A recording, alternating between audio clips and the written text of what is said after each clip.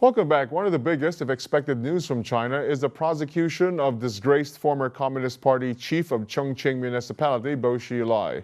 He was charged for allegedly taking bribes and abusing power. Now, the state news agency Xinhua says the trial would take place in China's eastern city of Jinan, though it didn't say when it would begin. A source with direct knowledge of the case says the trial would likely take place in early to mid-August. Xinhua provided few details of the charges facing Mr. Bo. Some political analysts say the indictment's most interesting elements lie in what leaders left unsaid. It also made no mention of some of the most serious accusations Mr. Bo has faced.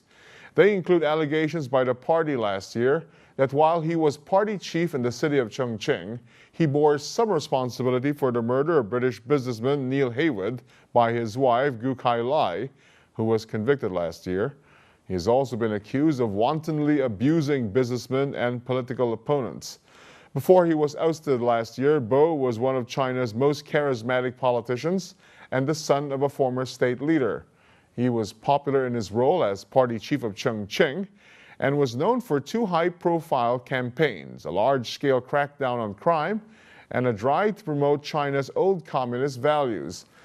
Well, to be sure, this news has triggered tremendous interest online, and for a glimpse of that, we join our researcher Esther Deng in the newsroom. Thanks a lot, Esther, for joining us today. Well, Xilai's case has certainly generated tremendous interest because of his personality and background. What's the word, Esther, on the case in cyberspace? Well, it seems that Bo's previous personal charm and contribution doesn't affect Chinese net users' stance on the charge due to their strong desire to root out corruption in the party. A net user on Sina.com talks about Bo's life path. Based on his background ability, Bo would have a bright future in life and career.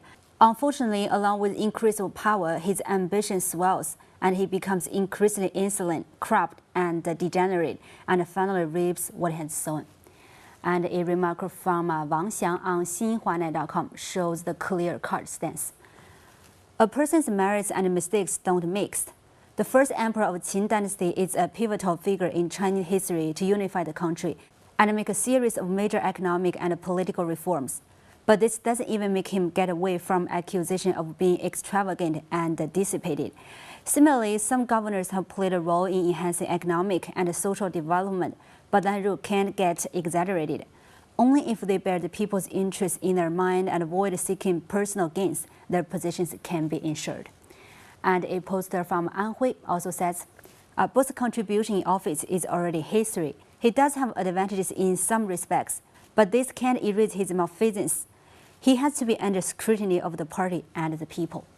And Long Zhiyun on QQ.com says, Bo's case sets off an alarm bell to all the cadre that maintaining individual integrity and obeying the law and the party's discipline is their basic principle. Now, Esther, we've also noticed that since the 18th National Party Congress, the Communist Party has cracked down on a number of high-level officials. What message is the party sending to the public? Well, it is widely agreed online that the persecution against the Bo indicates that people will be held accountable if they break the law, despite of their big power and high rank of positions. State-run People's Daily remarks, all men are equal before the law. No exception will be made before regulations. Nobody has the privilege to be placed above the law, and no one should take the chance that punishments are not for nobles. And many users also have similar views about this issue. This anonymous poster from Gansu has this to say. The interests of the people are above everything else. Whoever violating of law must be justified.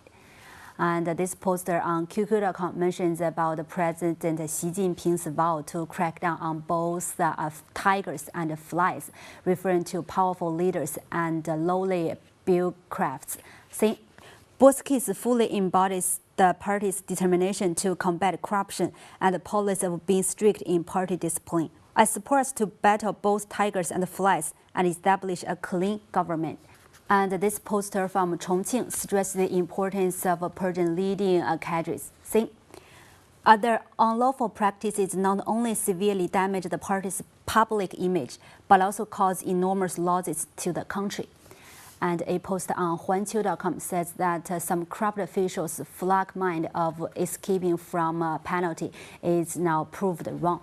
Bo Xilai may have thought that it was all right for him to abuse some power. Some other officials with high positions and strong social connections may have thought that too.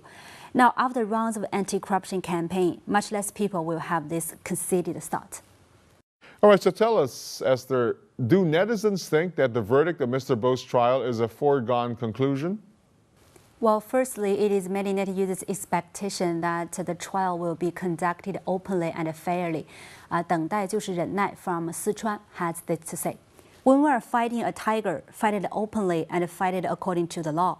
Let the general public see exactly the fighting process. And this poster on 163.com adds, apart from Bo, we can't let other persons involved in Bo's case be enlarged. The bribers should be dealt with as seriously as the bribe takers. And 孤独者 explains why Bo's trial is delivered to Jinan rather than Liaoning, Beijing, or Chongqing, where he violated the party's disciplines. This is a necessary choice to ensure judicial fairness. Trial at another place can avoid interruptions from the official's social relation network, usually formed at his hometown or workplace. The higher the official's position is, the higher possibility that the trial is conducted at other places. And there are also discussions online about what sentence Bo will face. Yang Xuelin, a lawyer based in Beijing, says, "We are not the ones to decide Bo's penalty, but we can still make analysis based on relevant law clauses. I have an eclectic view: imprisonment of 20 years, and deprival of his political right and confiscating personal property. This is just from my experience, as the exact amount of money he embezzled has not been verified yet. And he may get commuted due to performing major meritorious services previously." And 归海会流长 on iPhone.com argues, "I hope the court won't be in the least indulgent towards Bo's mistakes and give him severe punishment." And we have this thoughtful comment from Chengjiang to finish up talk about this issue. Severity of corruption problems in China means we should be prepared to fight a protracted war.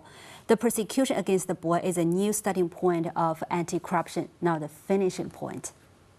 All right, thanks a lot, Esther. Our researcher, Esther Deng, on charges against disgraced former senior Chinese official Bo Xilai. After the break, some of the hottest trending phrases on China's most popular search engines. Stay with us.